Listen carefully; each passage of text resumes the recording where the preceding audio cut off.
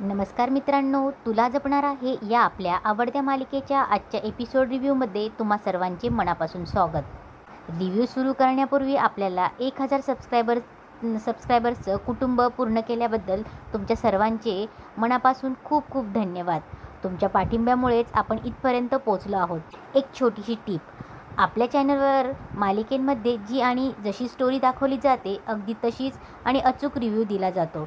आम्ही मनाची कुठलीही एक्स्ट्रा गोष्ट जोडत नाही. जर तुम्हाला आमचे एपिसोड रिव्ह्यू आवडत असतील तर चॅनलला सबस्क्राईब करायला अजिबात विसरू नका. आजचा भाग सुरू होतो तिथे माया आणि नर्मदा मंजिरीचे फोटो झूम करून बघत असतात. व्हिडिओमध्ये जी ब्लर इमेज दिसली होती त्या फोटोत काय दिसतंय का हे माया शोधत असते, कारण त्यांना व्हिडिओमध्ये नीट कळत नसतं. तेव्हा नर्मदा बोलते की काही नाही गं, नॉर्मलच फोटो आहेत. काय चाललंय तुझं? तू व्हिडिओ काढायला हवा होतास. त्यावर माया बोलते की अहो बघा, मी एवढेच फोटो जमवले, व्हिडिओ काढणार होते तेवढ्यात ती अनन्यामध्ये आली ना. तेव्हा नर्मदा बोलते की अनन्याला पण ना मध्ये मध्ये नाक खुपसायची सवयच पडली. तेवढ्यात माया फोटो बघत असताना मंजिरी जोरात दरवाजा वाजवून मध्ये आत येते आणि बोलते काय चाललंय तुमच्या दोघींचं. तेव्हा त्या दोघी घाबरतात. मंजिरी मायाच्या हातून फोन घेते आणि बोलते की हे काय आहे.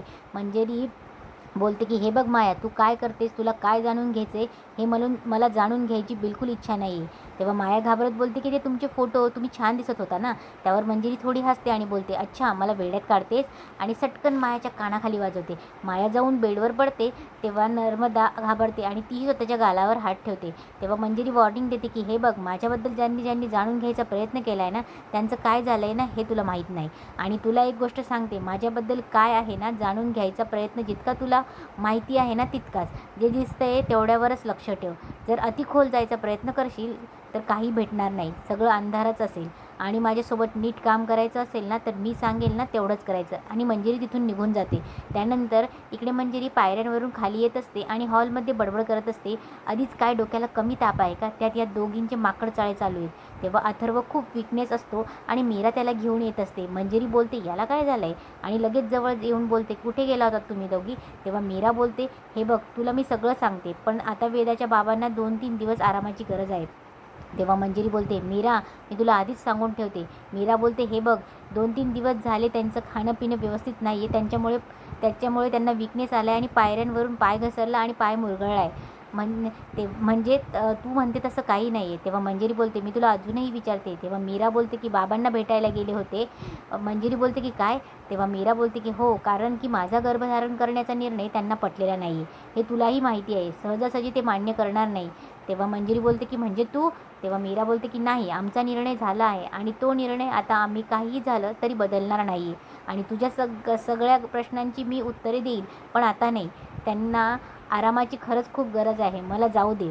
असं म्हणून मीरा अथर्वचा हात धरून त्याला खोलीत घेऊन जाते. इकडे अंबिका आणि शिवनाथ पिंजऱ्याकडे बघत असतात. तेव्हा अंबिका तिच्या बाबांना हाच प्रश्न विचारते की बाबा, ती मंजिरी खूप मायावी आहे, ती इथे पिंजऱ्यापर्यंत कशी कैद होईल. तेव्हा शिवनाथ बोलतो की हा प्रश्न आहे, उत्तरही तितकंच बलवान असणार आहे. अंबिका बोलते की म्हणजे.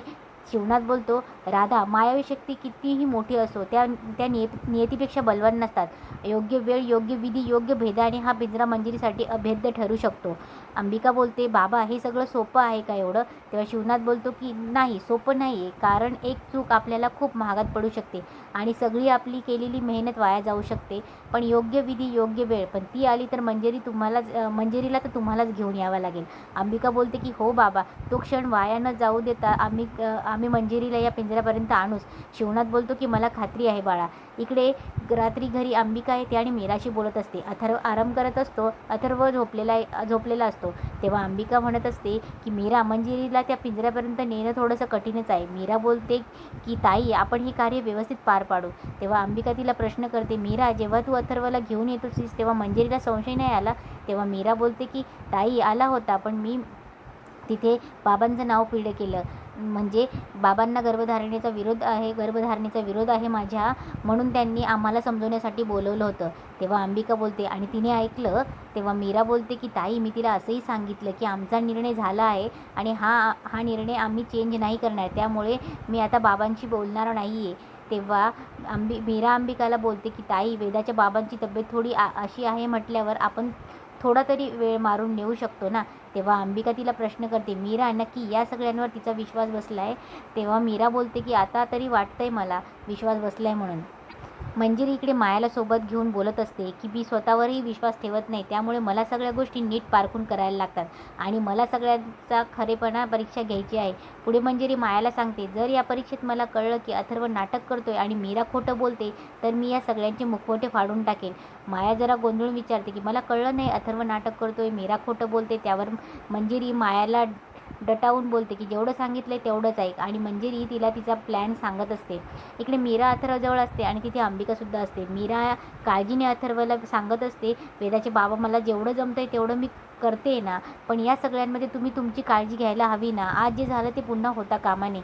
तेव्हा अंबिका बोलते की पण त्या पिंजऱ्यापर्यंत जायचंच कशाला, कशाला हात लावायचा. त्यावर मीरा बोलते की ताई मी काय म्हणते, तुला माहिती होतं ना, तू जात माहिती होतं अथर्व तिकडे वेदाचे बाबा जात होते तेव्हा तू त्यांना आवाज देत होती, पण तुझा आवाज त्यांना ऐकू येत नव्हता आणि तू त्यांना बाजूला करण्याचा प्रयत्नही केलास, पण तुझा स्पर्श त्यांच्यापर्यंत होत नव्हता. तेव्हा अंबिका थोडे हताश होऊन बोलते की मीरा पण यात माझा काय दोष. मीरा बोलते की तुझा दोष नाही आहे. तेव्हा अथर्वमध्येच बोलतो, जर मला अंबिकाचा आवाज ऐकू आला असता तर माझी ही अवस्था झाली नसती. हे बोलताना अथर्वला थोडी चक्कर आल्यासारखं होतं. ते पाहून मीरा बोलते की वेदाचे बाबा तुम्ही काही बोलू नका, तुम्ही आराम करा. आणि मग ती अंबिकाकडे वळून बोलते, ताई वेदाचे बाबा जे बोलतायत ना ते खरं आहे. अगं यांना सगळंच माहिती आहे. पण अंबिकाला या गोष्टी पटत नसतात. मीरा पुढे बोलते की काय लपवायचं राहिलं आहे. मंजिरीचं मायावी विश्व, मंजिरीचं गूढ, तिची लढाई, आपला पुनर्जन्म सगळं माहीत आहे यांना.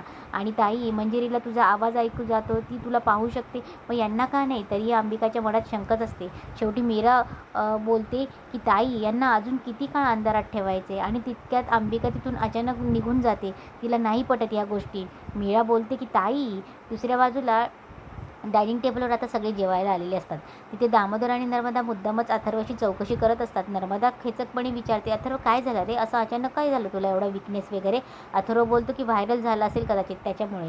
लगेच तिथे अंबिका लगेच मीराला बोलते की मीरा हे मुद्दामून जाणून बुजून विचारतायत, त्यांना त्रास व्हावा म्हणून.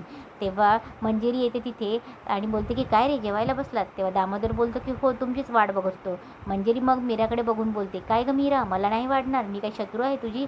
मीरा गप्प राहून तिला जेवण वाढते. त्यावर मंजिरी टोमणा मारत बोलते की जितकं लवकर जाणून घेशील तितकं चांगलं. मंजिरी हे बोलून ऐकून अथर्वला प्रचंड चीड येत असते. तो जेवायचं सोडून उठायला लागतो आणि मीराला सांगतो, मीरा मला जरा रूममध्ये गरम पाणी आणून देशील. मीरा लगेच हो म्हणते. इकडे दुसरीकडे शिवनाथ पिंजऱ्याचा विधीची तयारी करत असतो. तो पंचांग आणि नक्षत्र बघून कुठला योग जुळतोय हे शोधण्याचा प्रयत्न करत असतो. सुरुवातीला काही योग बघून तो चिंताक्रांत होऊन बोलतो की हा योग जुळत नाही, परमेश्वरा. तेवढ्यात गणिते मांडता मांडता एक मुख्य योग जुळतो. हे पाहून शिवनाथच्या चेहऱ्यावर आनंद येतो. तो मोठ्याने बोलतो की अष्टमीची मध्यरात्री. आणि शिवनाथच्या चेहऱ्यावर समाधानाचं हसू येत असतं.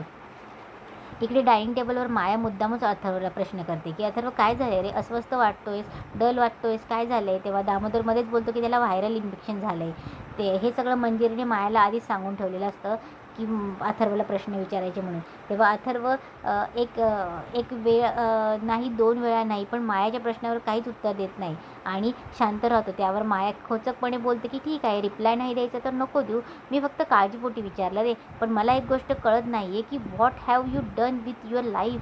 म्हणजे फ्रेंड्स बंद, बाहेर जाणं काहीच करत नाही आहेस तू. तुझी लाईफ जर बघितली ना तर तू एकदम फुल ऑन डिप्रेस्ड वाटतोय. मायाच्या बोलण्याने अथर्वला आतून चिडचिड होत असते. माया पुढे विष कालवत म्हणते, पण तू एक गोष्ट ऑब्झर्व केलीस का, हा सगळा निगेटिव्ह बदल आहे ना तो तुझ्या आयुष्यात झाला आहे आणि स्पेसिफिकली तुझ्या एकट्याच्या आयुष्यात नाही तर या घरात सगळ्यांवरच झाला आहे आणि तोही स्पेसिफिकली मीरा आल्यानंतर झाला आहे. हे ऐकताच अथर्व प्रचंड रागाने मायाकडे बघू लागतो. इकडे किचनमध्ये मीरा आणि अंबिका असतात. मीरा अंबिकाला समजावत बोलते की ताई तू सगळ्यांसमोर मला वेदाच्या बाबांना हे सांग ते सांग असं करत असते, मी प्रत्येक वेळेस नाही करू शकत. आणि ती मंजिरी ती बघितली ना केव्हाही कुठून येते, बघितले ना कशी आली. त्यावर अंबिका बोलते की मीरा इतके दिवस तू हे सगळं व्यवस्थित पार पाडत होतीस, मग आताच का घाबरतेस. तेव्हा मीरा बोलते की मी घाबरत नाही आहे ताई, फक्त सावध होते. मंजिरीला आपल्यावर जो संशय येतोय ना तो संशय यायला नको. अंबिका म्हणते ठीक आहे, एवढा वेळ सांभाळून घे, पुढच्या वेळेस मी घेईल काळजी. यावर मीरा प्रश्न विचारते की ताई तू असं का वागतेस. बघ मला मान्य आहे की तुला कोणी पाहू शकत नाही, हे तुझ्या हातात नाही आहे वेदाच्या बाबांनी पाहणं, पण तुझा आवाज तर ते ऐकू शकतात ना, हे तर तुझ्या हातात आहे ना. त्यावर अंबिका बोलते की मीरा, हे बाहेरून वाटतं तितकं सोपं नाही. मीरा बोलते की पण ताई अशक्यही तर नाही आहे ना.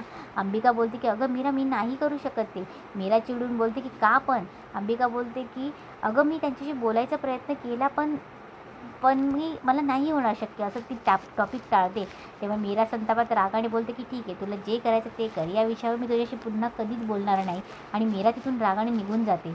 इकडे डायनिंग टेबलवर मायाचं विष कालवणं चालूच असतं. ती अथर्वला बोलते की बघ ना, तुमचं लग्न हे ॲक्सिडेंटली झालं, अंबिका गेली आणि दादासाहेबही गेले. म्हणजे तू जरा ऑब्झर्व कर, क्रोनॉलॉजीचं बघायची म्हटली ना तर जास्त अधिकार मीराच्या हातात आहे. घरात कुठलीही सिच्युएशन आली की काहीही घडलं ना तर त्या मॅडम आणि माझ्यावर सहज ढकलते रे ती. माझं फक्त एवढंच म्हणणं आहे की ज्या दिवसापासून मीरा या घरात आली ना त्या दिवसापासून या घराचा दी एंड सुरू झाला आहे. अथर्व प्रचंड चिडून आणि संतापाने मायाकडे बघत असतो. तेवढ्यात किचनमधून मीरा तिथे येते. मायाचंही बोलणं ऐकून मीराला आतून खूप वाईट वाटत असतं. माया पुढे बोलते, आय एम सॉरी टू से. पण अथर्व तिला मध्येच थांबवत म्हणतो की तुझं काम कर, रिकामे कामं करू नकोस. हे सगळं शांतपणे पाहत असलेली मंजिरी मनातल्या मनात खुश होऊन बोलते की वा माया, आणि विचार करते की आता कळेलच की अथर्व खरंच आजारी आहे की नाटक करतोय. अथर्वची आतून खूप चिडचिड होत असते. तेवढ्यात मंजिरीचं लक्ष मीराकडे जातं आणि इथेच आजचा एपिसोड संपतो.